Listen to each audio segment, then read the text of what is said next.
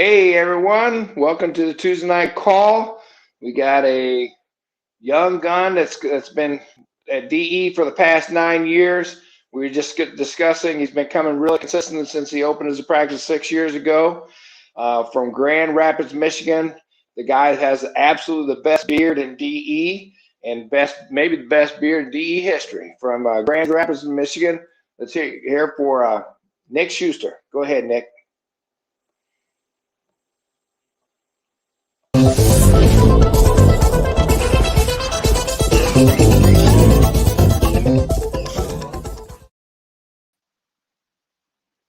Hello. I believe that I'm live. I hope that it's working. First time doing this, so I'm not really sure, but I'm just gonna trust that it's working and just start talking. Um, how's everybody doing? Good night. I hope everyone had an awesome Tuesday. Good day in the practice if you were in the practice. Good day with your family if you're with your family. For us, Tuesday is it's a day off. So we did a lot today. Just hung out, did some stuff, but um, the thought that was going through my head all day was the day off followed by an off day. And for some reason, I was hearing it in Davis's voice. I think I hear him say it all the time. So um, we had a real busy day, did a lot of stuff, and it had an awesome day. But I hope everyone had an awesome week since DE. I am still feeling, for me, it was probably the biggest shift in my DE life, my DE experience. And I'm still feeling it a week later. I know the last few times that I've done the call has been on Tuesday following DE, and it's easy to, it's easy to get back into the daily grind, kind of forget about it, get caught up in the day to day practice stuff, the family stuff, the house stuff, whatever it is. But um, I really felt the shift in not just myself, but in a lot of people last DE. And, me and my family, my wife, we committed to being there for the next year. I think that's, it's the only thing missing between being where we want to be and where we're at now is just committing. And that's the same thing we tell patients: time and repetition. And that's the only thing between you and getting your body back, getting your health back, getting your life back. And that's what we're going to do. So I apologize. I'm kind of going to jump all over the place probably tonight, but I want to cover some things. I'm going to share a little bit about my story in general. Still buzzing. I like it. I'm going to share a little bit about my story in general, and then I'm just going to share some stuff that's happened in the last week in our office that I just feel God's working and God's moving, and I've learned quite a few lessons. Some of it just from patients, which is if you're open to it, they'll teach you, and it's just been incredible. So the first thing is just that attitude of gratitude, like Away says. I super grateful for my DE brothers and sisters. Got to spend some quality time with some awesome people last weekend, and finding people in the group within DE, finding your group of a couple people, of 5 people, is so important to keep the fire going. Just to keep motivated, to keep inspired, to be held accountable. I'm not a person that really likes being held accountable. I kind of like just flowing and doing my thing. But a few DEs back, probably 2 years ago, I was kind of called out a little bit for not being super healthy, and it was a right hook, and it was what I needed, and I started getting healthier, started doing better.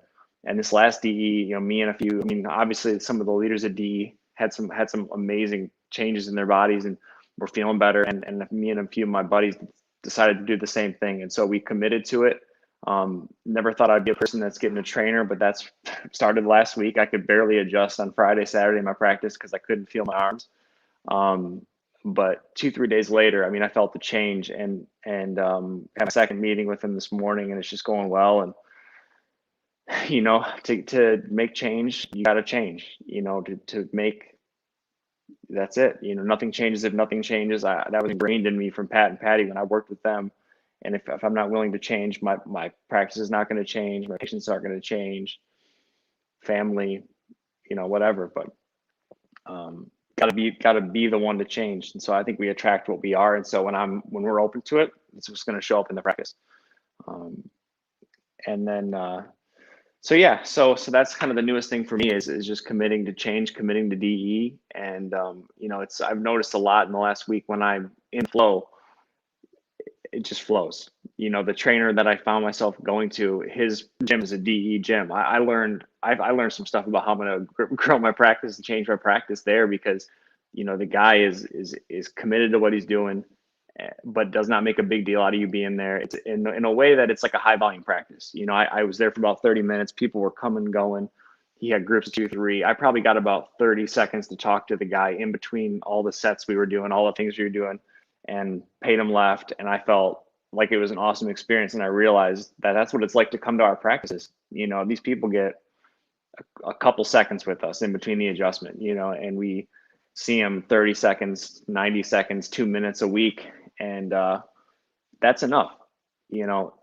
That's what I realized from the gym too, that I went to. It's enough. They don't need more time with you. More time with you does not mean they're going to heal better. Doesn't mean they're going to commit to your office more. You got to have the quality time, be committed to helping them change, and then hold them accountable. Because this gym owner, he told me he'd kick me out if I didn't follow his stuff. So I'm not going to tell the patients that. I'm not going to tell them I'm going to kick them out, but lovingly pulling them in the right direction. I learned that also from one of my associate jobs. The guy said people are they're like wet spaghetti. You got to pull them slowly. You cannot push them. So I think about that all the time, slowly pulling people in the right direction. The one story I wanted to share is from one of my patients. And another thing about just keeping it simple, I have a Joe Accurso talk I listen to all the time. And the first thing he says is just, we talk too much. And I'm 100% guilty of that. So I listen to it all the time. Oddly enough, I don't talk too much when I do these talks. I talk for about 12 minutes, but we talk too much. And so one of my members had a pretty unfortunate, or a really unfortunate accident. One of his siblings had passed away.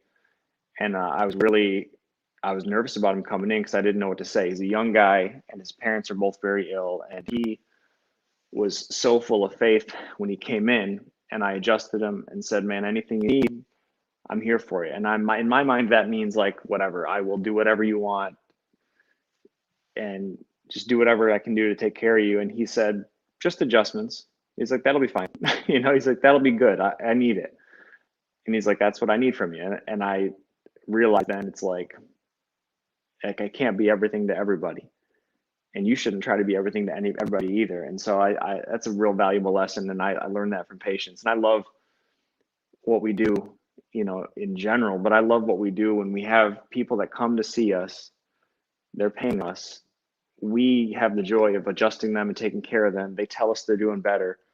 And then on top of that, they teach us all these lessons if you're open to it. I think it was Santo. He would say, you receive as much from the adjustment as you give. And I'm really starting to see that now that we are, we just crossed a volume threshold. We just started seeing a lot more people. And I had a day where I just felt off and it felt kind of clunky. It felt like we were really slow. And at the end of the day, I went to Sam, my wife, and she said, we had our busiest day ever. And I just couldn't believe it. I felt like, I called one of my friends, I called Justin, and I said, it feels like I'm time traveling? And he was like, that's what it is. It's like, that's what it should feel like, and I was lucky enough to get to shadow him a few times in practice and work in his office a little bit, and got to feel what it feels like. And it's a feeling, taking care of that many people. So really grateful for the opportunity and really grateful for what I learned at DE. So my story wasn't always the way it is now. When I got out of school, I had no real clue what to do. And I had a pretty bad associate position first of all, I wasn't prepared. So I didn't know what I was doing. I didn't really deserve much.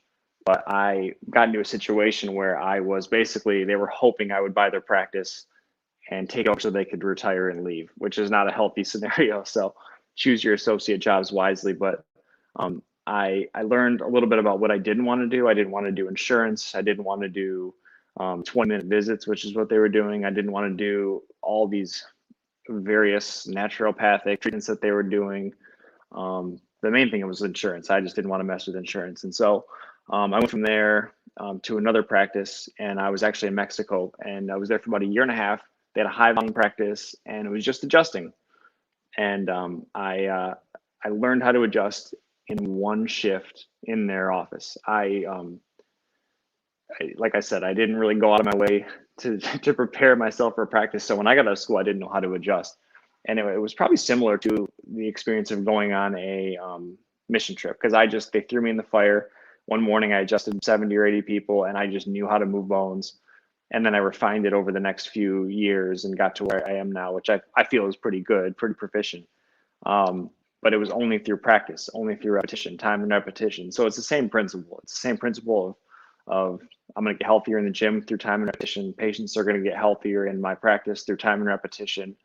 And through time and repetition, I'm going to build my practice. It's the power that made the body heals the body. The power that made the body grows the practice. It's all the same thing. And I think that's the main difference with a principle practice is you don't have to wear 9 different hats and chase all these different things that other people are chasing. I cracked up. I was scrolling Facebook the other day, and I saw a link for something, chiropractic marketing, and it said, "Do you want to attract 5 new patients in 5 days?" And I was like, this person is clearly not marketing to DE people. I mean, it's like not, which is nothing wrong. There was been a time in my life when I would have prayed for 5 new patients in a month, but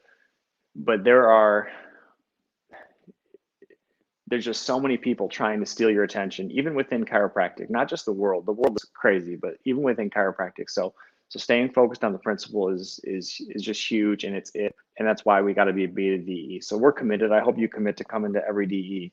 Right now, I'm committed from now to the end of time. And but to get back to my story, so I was in Mexico. I was all over the place. Came back with what I thought was luck. I ended up in a practice covering for someone, and for Liz Rassel's mom, and it was probably the greatest blessing I've ever had, was to get to know their family better, see what abundance was. They took care of me in the practice, they took care of me in life, and they helped me a lot. And I was able to essentially move to another city, start my practice with the money I saved there. I met the Rassels. I met Tim Langley, who introduced me to a concept in practice that has just really freed me up. I like a lot of Santo stuff, and he talks about just freeing yourself up and having, for me, it was a low overhead, allowed me to have the freedom to do whatever I wanted to do in my office, to not do insurance, allowed me the freedom to adjust people however I want, give them the care plan I want, and just have freedom, which is all I'm really after anymore. It's to have freedom to live the life that I want. And DE has helped me with that too, because it's given me the freedom to say I can be the best version of myself, and it doesn't have to look like someone else. It doesn't have to look like Lieberman or Judson or Quayle or Warner or Dops. I can do what I want to do, or rather what God wants to do through me. And that can be great, and it doesn't have to look like somebody else's. And so when I started my office, it was slow going. I was talking in the pre-call with Tiff Bray. We had opened our offices about the same time, and when I opened, I had rented a space. Which, funny enough, I'm sitting here in our dining room. It was about the size of our dining room, maybe like 300 square feet. And I had one patient scheduled that day, and it was an insurance man. He walked in, got adjusted, signed up, and then pitched me his business in the same exact visit. And I realized that I had gone, if anybody's done networking stuff, it was a one-on-one. It wasn't a new patient visit necessarily. And I realized that I was like, this is not going to be as easy as I thought it was going to be in school. And so, through support from family supported me, took care of me, but it was pretty much through DE and support there. I was talking to Tim Langley all the time. A couple of years into practice, I was talking to Justin Quill all the time, and to the point of probably annoying these people, just asking questions. What do I do here? What do I do here? I learned how to ask for advice, how to take advice, and then those people expected more of me. They expected me to grow. A lot of times people ask patients ask, well, why do you go to the conference? What did you learn? It's really hard to describe. I tell them, I tell them it changed my life, it helped me, and I'm there now to help others and to help myself for sure, to grow my life, to grow my practice, to build my life up, but also to help others, because there's people there. I know it's really hard. When I was struggling, I felt like I was the only person in the room. What's up, Haig? How you doing? How you doing, man? I felt like I was the only person in the room that was struggling. I remember there was one talk where, and this is a story that's hopefully will inspire someone if they're in the same situation, that the speaker said, hey, if you're living in your parents' basement next to the furnace, and you can't get your own place, you can't build your practice, and they were just talking like that. And I lived in my sister's basement right next to the furnace. And and now I had and now life has completely changed. You know, it's incredible. Um, the funny story. I love patients. I got one patient who's asked a million questions, and he said, like, how do you track your growth? And I'm sure there's numbers of people out there that would love to go into the stats and explain, you know, go through all this stuff. And my wife now tracks a bunch of stuff in the practice. I used to be by myself, but I said, who was it? I said, Mark, here's how I track my growth. Like 2-3 years ago, I was living in my sister's basement and I was barely paying the bills. And now we just purchased a home in a really tough market. I'm married. My wife works with me in my practice. I convinced her to quit her job, her career, and join me in the practice. And we're living our dream every single day. It doesn't look like anybody else's office. We bring our dog to our practice. It creates chaos sometimes. We have a lot of neighbors that bring dogs. And so our office is like a living room. You know, we take care of families and it's all open adjusting. It is not quiet in the practice. But we love it. You know, it's ours. It will evolve over time, but I've learned, like I said, from DE that it can be whatever we see, it can be, you know. Sid said, I am a DE chiropractor and I have the ability to create the practice that I want. Let's see here. Living with my, there we go. Hey man, reach out to me. I see you posting that. Reach out to me. Let's talk tomorrow. My number is, I'm going to give out my cell number if anybody wants to call, wants to text, has any questions. My number is 517-515-0524. I'll give you a second. I'll say it again. 517-515-0524. We'll connect. We'll get you to DE. So I'm extremely grateful for DE. I hope that I was able to do that justice, to explain to you guys. Casey, how you doing, man? I hope I was able to just convey the love that I have for each and every person that comes to DE. If we've not met, I want to meet you. We'll be there in August, and we're all in. You know, we're ready to change. I hope you are too. I love every single person. I love and appreciate you, and I hope you guys have a wonderful week in practice. And that is all that I've got today.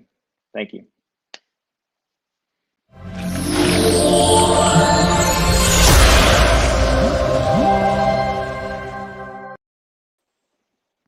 Nick, that was awesome, man. Thank you. A couple things you said. Yeah. What you can see, you can be. I love that, man. What you can see, you can be. If you can see it happening and believe it, it can happen, and you can be it. All right.